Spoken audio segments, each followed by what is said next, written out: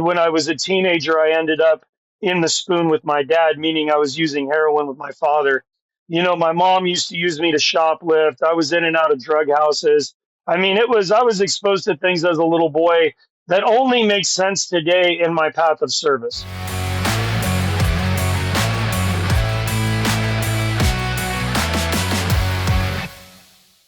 Hello, and welcome to the Mindset and Self-Mastery Show. I'm your host, Nick McGowan. Today on the show, we have Andrew Ecker. I'm excited for us to talk about music and drum circles and sound healing and all the things that relate to all of that. Why don't you get us started? Tell us what you do for a living and what's one thing most people don't know about you that's maybe a little odd or bizarre. Awesome. So before we do that, I'd like to just take a moment and honor myself and the space by introducing myself formally in traditional language of my ancestors. This is a language called Inde Baza, which basically means the people's tongue. So Dagote She Inde Andrew Ecker Yenishe Adonda E Nishinigi E Inde Nishe Irish Bashachin Inde Dashache German Dashanali Kote Goe Itashli E Portland Oregon Inisha Shema E Kathy Lindsay Woye Shaza E Del Ecker Wole. So my name is Andrew Ecker. My mother Kathy Lindsay. My father Del Ecker.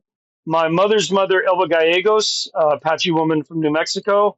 She grew up in a little town called Capitan right outside the Mescalero Reservation, although my ancestral lines go back to the Madera Valley of Texas and Chihuahua, Mexico.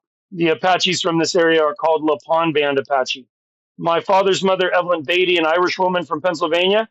She actually was very proud that our ancestor, William Beatty, fought in the Revolutionary War to establish this country. So I do consider myself a son of the revolution on that side of my family. My mother's father, Leroy Lindsay, a Korean and Vietnam War veteran, and my father's father, Wayne Ecker, a World War II veteran. I have a daughter, Bailey, a son, Peyton, a beloved fiance named Monica.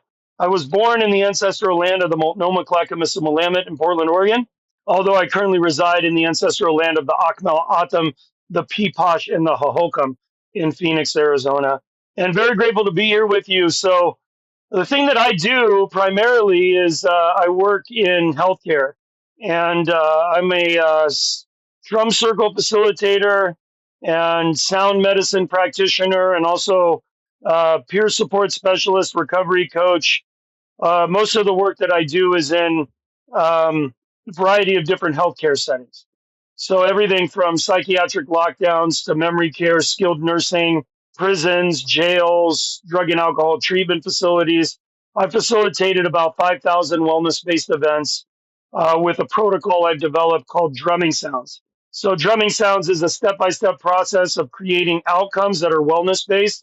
So reducing stress, increasing immunity, lowering blood pressure, helping people connect through music, and really creating a safe, sacred space for people to come into group drumming. So group drumming is a really powerful wellness intervention, and so it's a small group of studies done on it, and it's pretty amazing what the science community has found. So that's what I do, and also do some coaching stuff, of course, help people out. Something unique about me that a lot of people don't know. I grew up in a home where both my parents were addicted to drugs, and my mom died of a cocaine overdose, and my father died of cirrhosis of liver caused by hepatitis C. So growing up in that environment, I was around a lot of really intense experiences. And I think something that a lot of people don't know about me is that because of that, my relationship with PTSD as a child was something really intense. And my first suicide attempt, I was 7 years old. I remember attempting to hang myself at 7. And thankfully, I didn't succeed. But from the time of that first attempt till really probably my late 20s, I was dealing with suicidal ideation and, a severe relationship to other mental health concerns, including, situational schizophrenia, depression, anxiety. These are all things I live in relationship with today. I first off want to thank you and appreciate how you started this and being able to show back to your ancestors and being able to talk from your from your original language. I think we can sometimes forget about where we come from. Our genetics do not. Our generational trauma does not. Like, you dealt with so much with your parents. I'm sure we could just tackle through all of that. But what your parents dealt with, that then they transferred along to you, and what their parents dealt with, et cetera, and how all of that was tossed to us. Most people, I don't think, really think about that, because they just think, well, my parents were assholes, so I'm trying to do better or whatever. It's like, well, let's actually take steps back generations before that, and before that, before that. And I think we can sometimes also forget about where you actually came from. Like, you rattled off a lot of family members. And as I was thinking about it, I was like, I maybe go like 2 layers deep. People beyond that, I don't really know. And I don't really know if they're still around or what the hell's going on or whatever, because of the way that I was raised. And it's interesting to think about how we should actually get back to more community-based things, but there's a lot of unlearning to do with all of that. I've read through the stuff you've sent. I've seen the different things you've done. I've known about you for a little bit, but I wouldn't have even been able to know about the things that you've just rattled off. And really, I mean, shit, where do you want to start with this? Thinking about from a mental health and a mindset and overall transformation, self-mastery. I'm not trying to just throw out buzzwords, but like, there are categorical things we can talk about here, you know? Yeah, for sure. And that's really why I like to share that traditional introduction, because it does give us an opportunity to understand what healthy communities have looked at as self-identity, really the foundation of creating a healthy person. We're talking about tens of thousands of years of this idea that we are our parents, we are our grandparents, we are from someplace and we live someplace. You know, these principles of self-identity. And just like you were sharing, you know, remembering that is very important, because we live in a time where our earth-based identity has been systematically erased from our mindset. And this is done through systematic organization of space, you know, ideas like the patriarchy, manneralism, and feudalism. You know, these really predominant institutions systematically created a separation from us being our family and being from the earth. Yet all of us are connected to the earth. All of us are indigenous. All of us have the air, the water, the fire, the earth flowing through us. And the more that we can remember that, the more that we can validate that we are valuable just as a person. The contemporary culture has created this idea that we're a job, and that's our identity, that's our value. And that idea was really created around feudalism and manneralism historically, because these were the only, well, everyone in those systems was a job based identity other than the landlords. And the landlords were the ones who were able to have an earth based identity. If you weren't have land and land title, you were a smith, a parson, a knight, a sower, all of these behavioral based ideas of identity. And as we begin to really look at these constructs, you can see that the devaluing of the human condition is a purposeful and an intentional plot to really create what we're faced with today. And what we're faced with today is a lot of people wandering around feeling valueless, hopeless, and really in a condition that promotes the use of destructive behaviors such as substance use. You know, myself, growing up in an environment where I remember the DARE program coming into my school. And, you know, during DARE, a lot of people don't remember, but the DARE police were getting children to turn in their parents for using cannabis and for using substances. And I remember my mom was really scared that this was going to happen. So she kind of cornered me one day and said to me, you know, if they come into your school, you can't tell them that we use this. And it was really weird to me, Nick, because like those were the best times I remember. You know, my job as a little boy was to clean the stems and the seeds out of the cannabis. You know, back when cannabis had stems and seeds, you know, and people rolled a joint, and it wasn't a pre-roll. But my family used to sit around and smoke, and that was when they were social. Nobody was drunk fighting. Nobody was in the bathroom or in the bedroom with the door shut, you know, doing intravenous drugs. They were social. And I just couldn't understand that as a kid. But yet I remember them coming into my school and they had flags and guns, and these were great, big, intimidating police officers. And I remember my heart racing and my palms getting sweaty. And thankfully, they didn't interrogate me. But what they did was they said to this group of children, if you have one drug addict parent, you're 50% more likely to become a drug addict. Now, I'm not saying that they did this intentionally to give children this idea that they're genetically flawed. They were trying to impart to these kids that, don't use drugs. That's what, is the big thing, just say no, all this stuff. But what it did for me is it told me, well, 50 and 50, that's 100. That must be who I am. And this was the first time in my life that anyone told me I was genetically flawed, and the extension of eugenics isn't something that is merely a part of, the Nazi regime.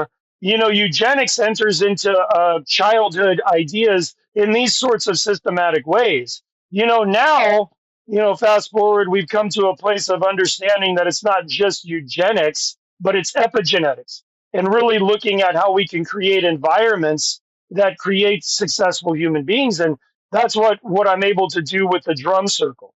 The drum circle is really an environment that creates a healthy human being, as to where the destructive forces of incarceration, imprisonment, and devaluing people because they have a mental health concern created those behaviors that were a part of my parents' lives and unfortunately a part of my life. It wasn't that moment that I became a drug addict when the Derek Kopp said that to me. But later on, as I would grow older, that seed started to take root.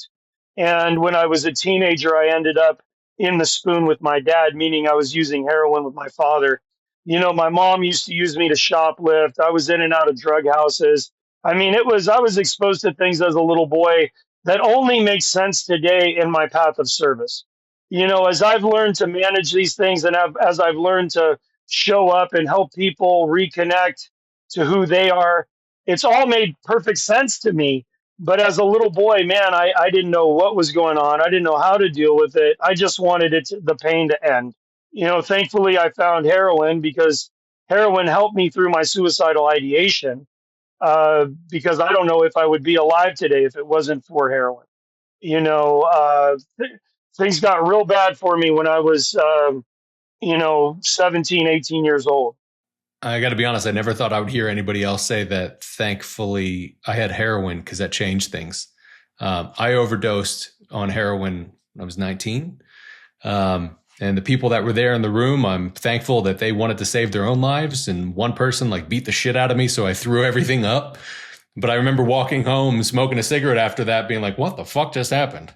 All right. And looking up, being like, all right, I guess there's some reason why I'm here. And I think back to that one moment, just like the moment that you were talking about, or any of those other little moments, were just a bag of moments in a sense. All these things, even as a little kid, you don't really know. And I totally understand where you're coming from with the parents hanging around, smoking joints, all of that. I was in parts of some of that. My mom and dad were never together, and it was totally separate ways of being and all of that. Living in and out of bars, basically, being the kid eating the maraschino cherries and all that shit, and everybody just smoking cigarettes, a pack at a time and out around your face. There are people that don't understand those things. Even the dare stuff. I've had conversations with people kind of recently, within the past handful of months, where some people are dare scared the shit out of me. And I didn't want to touch caffeine or anything else. Other people were I learned there were drugs out there. So I was great, can I have some? And then other people went through stuff like you, where they were oh, well, you're telling me this is how it is. I think it's interesting how we can suspect that, let's just say Dare wasn't trying to brainwash. Let's just say that's their thing was we want to help and we want to make sure that you have the statistics. But these are also adults that are well, 50% of you become addicts. So why don't we just tell the kids that? You take it as one way, some other kid takes it a different way. And there's no repercussion to that at all. To then that wasn't a thing that you then brought up the next day in school and was like, you know what? Yesterday I learned this thing and now I feel like the rest of my life is going to change. That just started to grow bit by bit by bit. And then you already had the genes of being addicted. I know I have to come to like back to some fucking question basically. And my question at all times with that sort of stuff is like, how do we stop that from happening? Because even with the dare stuff, it's like, yeah, cool, thanks. Now I know there are other drugs out there and also know what the end is, and I'll fall back to marijuana because, like, why the fuck? It's a fucking plant.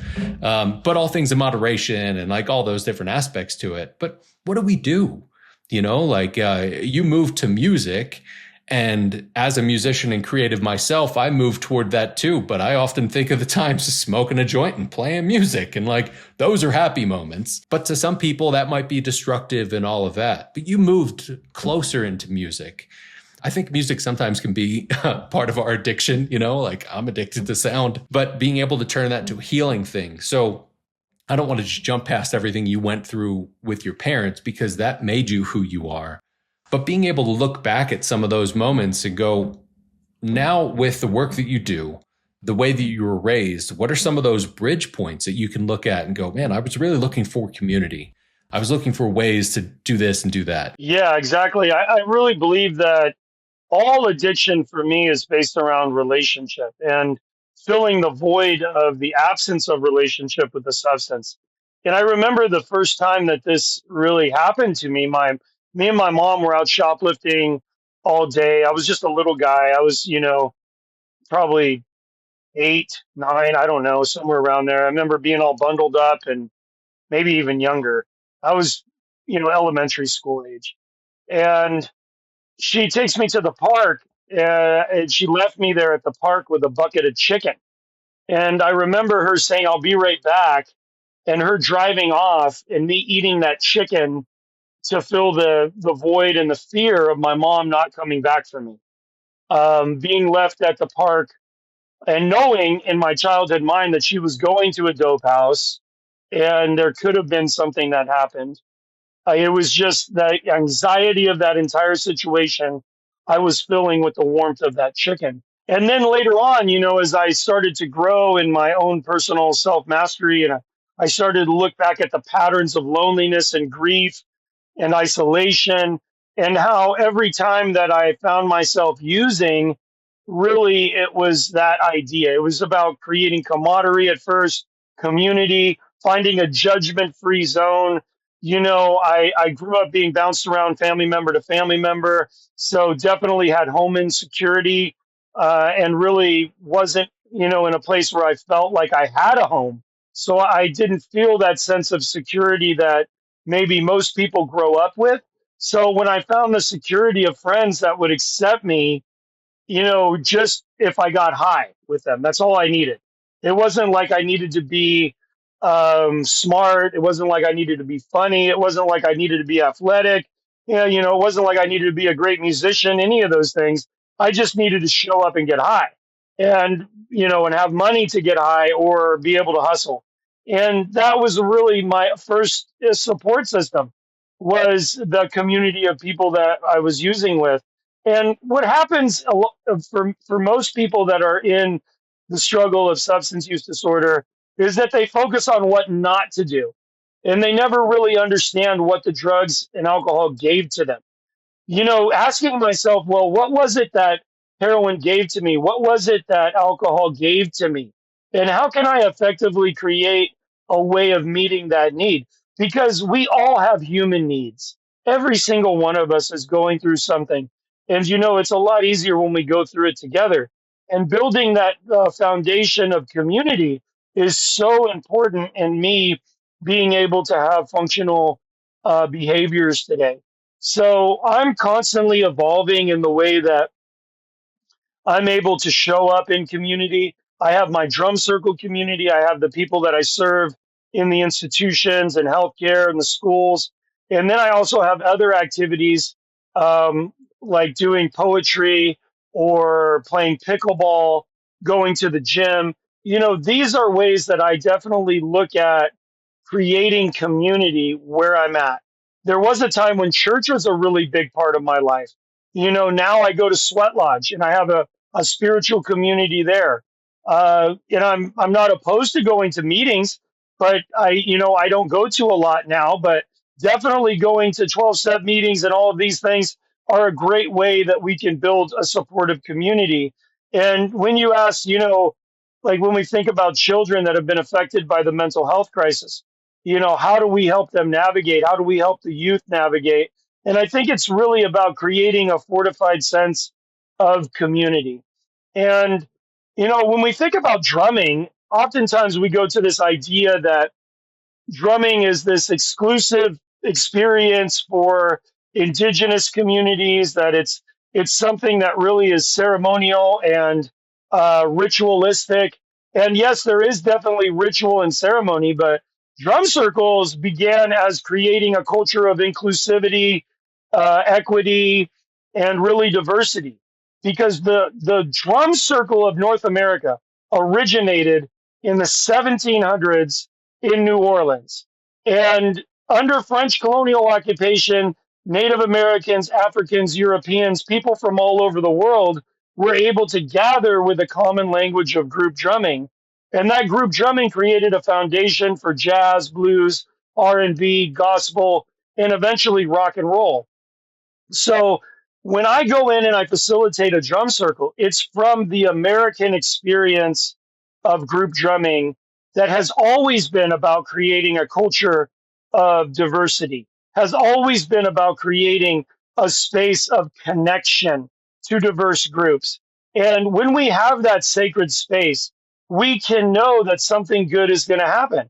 And we as Americans, we don't know that the only truly American instrument is the drum kit. The jazz drum kit is really the only truly American instrument. So we have this vast history of drumming together that is hundreds of years old, literally as old as the concept of America. Yet, for some reason, this sort of stuff isn't taught in school. And it's not taught to us about the richness of creating a culture of diversity, of inclusion, of equity, and what the brilliance of that looks like in an artistic sense. And I think today we're threatened by a voice that is coming from a group of people that says that diversity, inclusion, and equity is something to fear. And I'm like, people, that's the very greatest gifts that we've given to the world has come from us coming together as a people. And it feels good.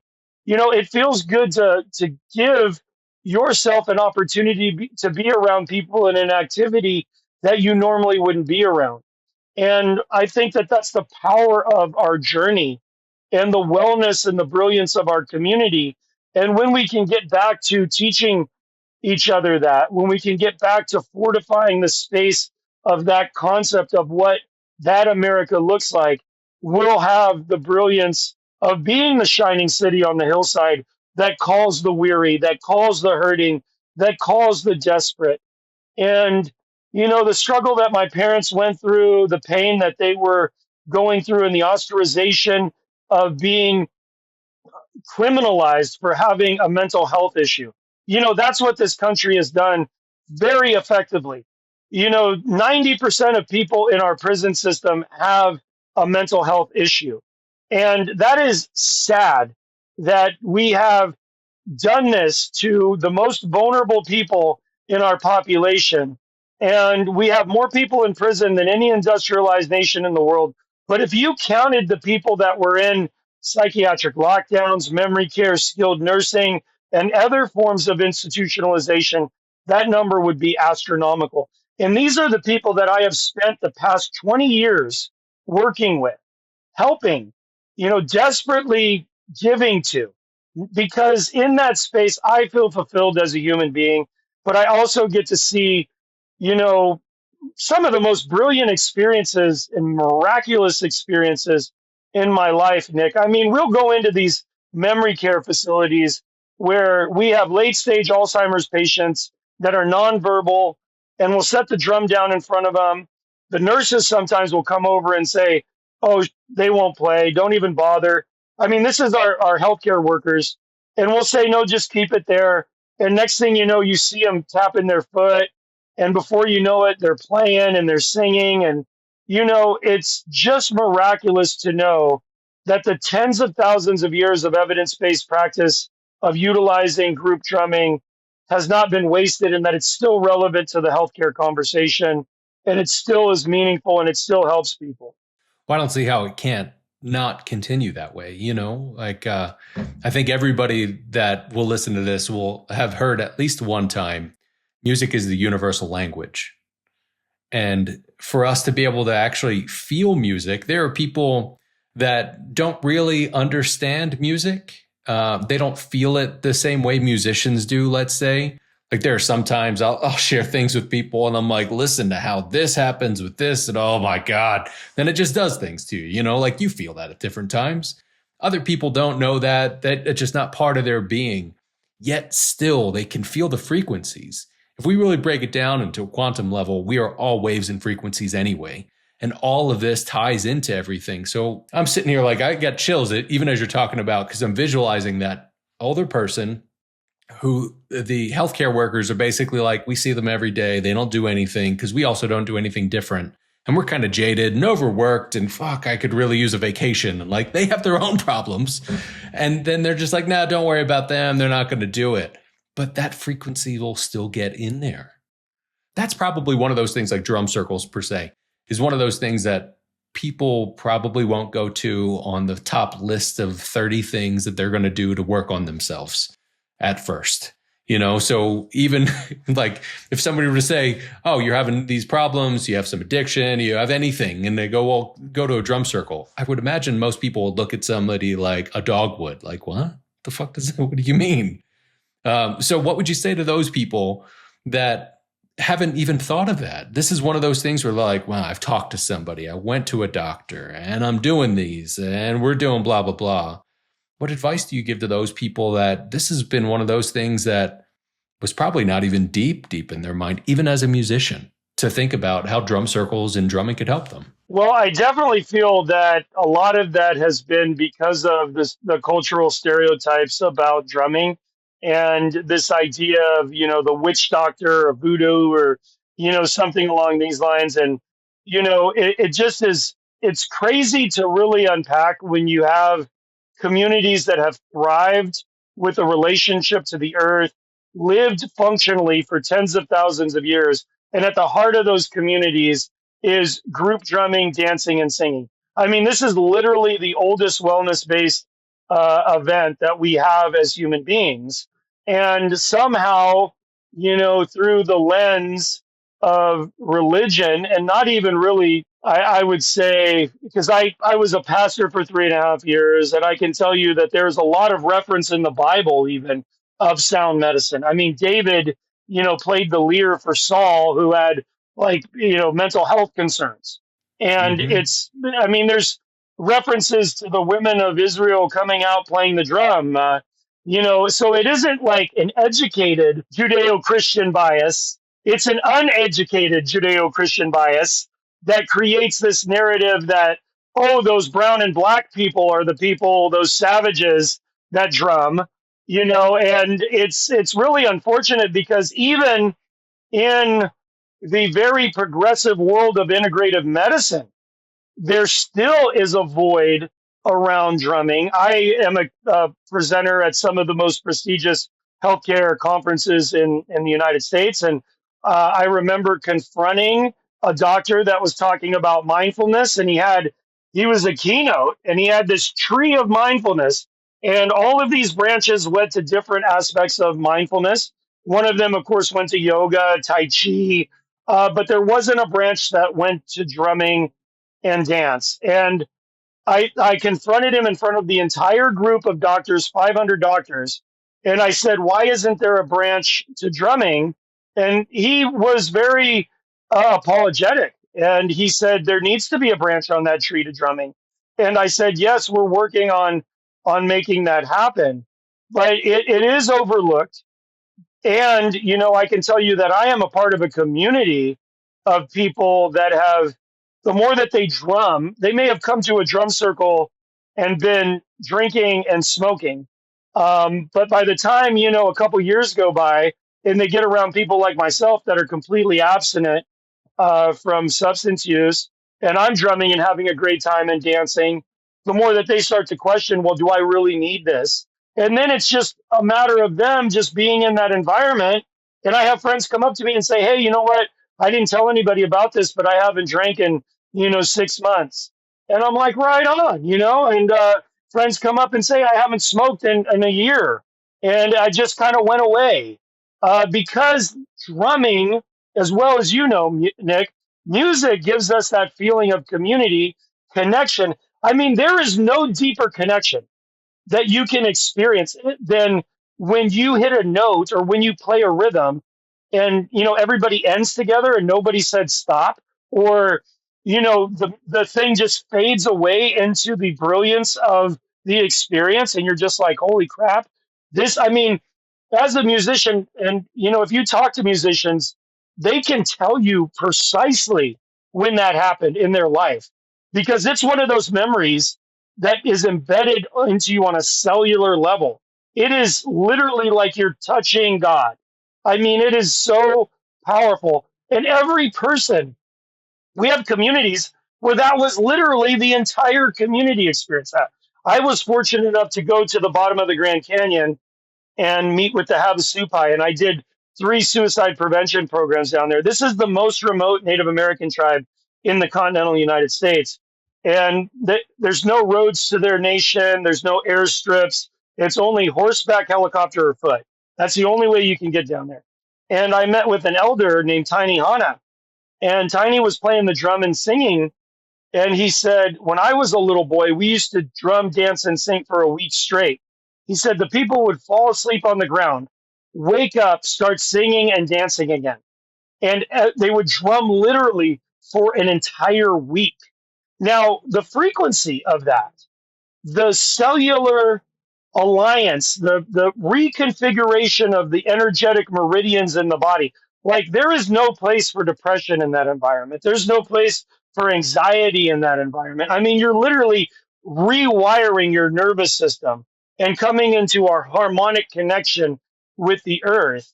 And this is really what it means to be an earthling. The music that we play is something that we practice to play at the level that we can play at. But everybody knows that there's a point where the instrument is playing you. And when you're in that mystery, man, when you are in that mystery, like every single person deserves to experience that in their lives. Every single person deserves to be in the brilliance of that experience because it solves the issues, man. It solves it. And when you taste that, you're hungry for it forever. And I'll go to, like I facilitate drum circles, and that really doesn't happen in a drum circle. But a taste of that does happen, like a place of connection to the feeling of support and the intricacy of music and even the freedom that you can experience in that space. It will happen. And, it does take a level of mastery to experience the depths of that. And hopefully people will be able to go on their journey with music to that place. Because, like, that is, dude, I mean, there's nothing better than that right there. I mean, if you could take and put that into a bottle, people would spend their lives wanting and that's why musicians do what they do, man. They will literally sleep on the couch of their best friend to go experience that. They will literally not go to work to go experience that. They will do whatever they possibly can to experience that. And, unfortunately, in a world that doesn't value music like our ancestors did, for tens of thousands of years, and even today, you go to India, they have ceremonies that are a month where it's just people drumming, dancing, and singing for a month straight. You go to Hopi right here in the United States on the Hopi reservation, they're doing that same idea because the practice of living in integration with the earth promotes the quality of the earthling condition to where you're not worried. You go sleep in a mud house rather than go try to make $1 billion so that you have a big old fancy house if you get that experience of community. And that experience of community solves everything, man. And we got to get it in our schools. We got to get it in our healthcare facilities. We're trying our best. We train 350 people now in the drumming sounds protocol. We're out there doing it every day, and just trying to live our best life. So, is it the solution? I think that we have, like I said, thousands, literally people, thousands of years of evidence-based practice out there. Like, wake up, people, wake up. Like, yeah, we need drumming. Yeah, I mean, even just the community level of that, but the music and the frequency level of all of it and everything that ties into it. I love the work that you're doing. I really do. I think it's crazy that the arts and music especially is being taken out of different schools and everything's being really like commodified almost. Even when you think of music, for the most part, pop music, it's an ABA, CAB sort of situation. It's the same thing. There was even a thing like 10, 15 years ago where somebody played a Nickelback song forward and layered over another Nickelback song backwards, and it was the same. And it was like, that is crazy. But that's what is being pushed to us instead of feeling through all of this and allowing yourself to actually get into it. I'm really glad that you got to the point where you were saying that the music is playing you. Because any musician that's really been in, I don't know, any sort of jam session or in a live band or something, even if you've remotely tasted that little bit, you know that that's a real thing.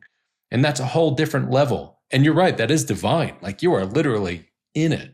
I'd played guitar in worship bands for the better part of a decade. And if it weren't for music, I wouldn't have been there. I wouldn't have ended up having a relationship with God. And I also now at this point know he's not some bearded dude on a fucking chair somewhere. Like it's much bigger than that. Yeah. But being able to feel that, like there are things where you couldn't manufacture this feeling. So I'm glad you pointed out, like if we could bottle it, that would be great. But at the same time, the rest of the world is trying to bottle fucking everything else. So I'm glad that we can't because you need to experience that, What a cool thing, man. And I really love the work that you're doing. I appreciate you being on with us today. For the people that are on their path towards self-mastery, what's your advice to those people that are walking toward that? First, just be gentle with yourself and just understand that, loving yourself is as simple as saying, I was doing my best. And, life is rough, man. I mean, we lose people, we go through all kinds of stuff. And people used to tell me all the time, Andrew, you need to love yourself, especially when I was little. They would tell me this and I'd be like, I felt like I was doing something wrong, like, what does that mean? And, it really is as simple as just saying I was doing my best through everything, through the alcoholism, through the drugs. But look at what's going on in your life. And if it isn't working for you, change, like, don't be stuck in a pattern that is something destructive. Um, Being in a place where you can manage your thoughts is a very important aspect to living your successful life. Allowing for the thoughts that don't serve you to simply fade away, and sometimes to be confrontational with those thoughts. I remember reading God is Love, and I thought if I just focus on love, maybe all these thoughts of suicide would leave me. So every time any anxiety came into my life, I would just simply start screaming love in my mind and take control of my mind. Sometimes we just have to overpower those thoughts that aren't serving us. I think that for me, the greatest act of my own self mastery is the place of service. Being of service to others has brought me to a place where I feel the best Andrew. And sometimes, showing up isn't easy. Sometimes it's hard, but I think about the people that I drum with in the institutions. And, just to give everybody a really brief story before we kind of close this up. For 10 years, I went to this skilled nursing hospital. And for 10 years, this man would come out and he was in a bed and his hands were atrophied. And I'd have to pry his fingers open and put a maraca in his hand. And he would shake the maraca and say, hallelujah, hallelujah. And he had this great big smile on his face. And this man's name that I'm mentioning today is Vance Gribbons. And one day I came to the hospital and I said, "Where's my buddy Vance?" And they told me he went home to heaven. I was like, "Good for him," you know. I said, "How long did he live in this hospital?" I've been coming here for 10 years. And they said he lived in that hospital for 28 years. And for 28 years, man, he lived in a body that he couldn't feed himself, you know? And 28 years he was in a hospital bed. But every single time he had an opportunity to show up for drum circle or sing along or balloon toss or bingo, he was there. And, you know, today we have people that have everything in their lives. They have money, they have beautiful homes, cars, all this stuff. And to get them to go out to, you know, an art display or to go and show up at an open mic or a drum circle. You know, it's like the end of the world. They would rather sit in front of their TV and watch Judge Judy and eat potato chips. And I'm just calling people on their bullshit. You know, if we want to have a good world, we got to get out of our house. We got to connect with our neighbors. We got to say hi to people. We can't just look down at our phone every time we see a homeless person and try to escape eye contact. You know, we need to engage with people and be the brilliance that we are. You know, the medicine that you have inside of you is a medicine that we need as a community. And that's what this world needs right now. We need love. We need togetherness. You know, I stopped giving money to people when they would ask me for money on the street, but I immediately will say to a person, "Hey, can I pray for you?" You know, and sometimes people will say, you know, "Hell no, I don't want that." And sometimes people will say, "You know what? I appreciate that. Please pray for me." And I remember one time me and Monica were in my fiance, we were in Salt Lake, and this guy had chains, gold chains on, and he just put out a joint. I could tell he smelled like cannabis and everything. He's like, "Hey man, you got any money?" I was like, "No, but I can say a prayer for you." And I'm saying a prayer for this guy, and he's like, "Woo, that's the good shit." That's what he was saying. And you just never know how you're going to impact somebody's life if you make yourself available. So, you know, you want to be in the place of self mastery, be available for community. You know, get out there and do something that is just be available. Volunteer, you know, go show up at the homeless shelter. Develop a podcast that's giving to the community. Do something for people. You know, do something for people, and you know you're going to find the truest truth of the truth that you are, and you're going to make a difference in the lives of people. It's hard to not clap right now and like really fucking root, you know what I mean? So thank you, dude. I appreciate that. Yeah, I've been refraining back from the like, fuck yeah, yeah, you know, so I really appreciate it. And how that was also one of those, oh, and by the way, one more fucking thing. Here it is. Yeah.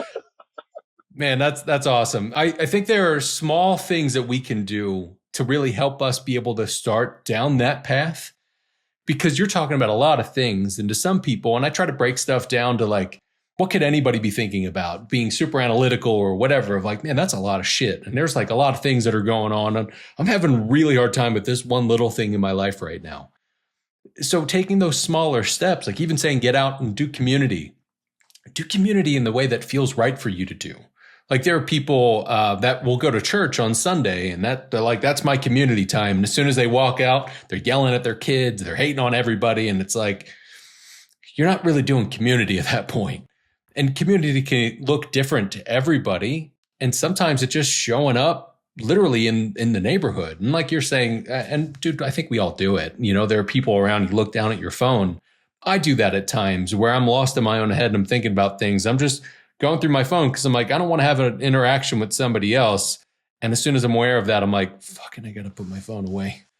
Hi, you know, like just taking that step to get out there a little bit. You obviously love what you're doing. And this is part of your calling and a deep purpose of yours. And I think the big thing for all of us to be able to take away from that is whatever that looks like for us, just lean into it. Just get into it a little bit more and enjoy that. And I love that you were talking about the amount of music and the things that go into that, and like the feelings that we can get from all of that and how that opens people that haven't been open for years and years and sometimes decades. So Andrew, I appreciate you being on here. It's been a pleasure having you on, man. I really appreciate it. Before I let you go, where can people find you and where can they connect with you? Yeah, Drumming Sounds is pretty much the easiest way there. If you Google Drumming Sounds, it'll pull me up. But I'd like to give everybody a free copy of my book based on the traditional introduction of my ancestors, but applicable to any sort of person. It's just a system of self identity, and you can get that at thesacred7.com. It'll also put you into my email list, and you can find out events we're doing, music festivals, trainings, drum circles, all that stuff. Again, man, it's been a pleasure having you on. Thank you for your time. Thank you, Nick.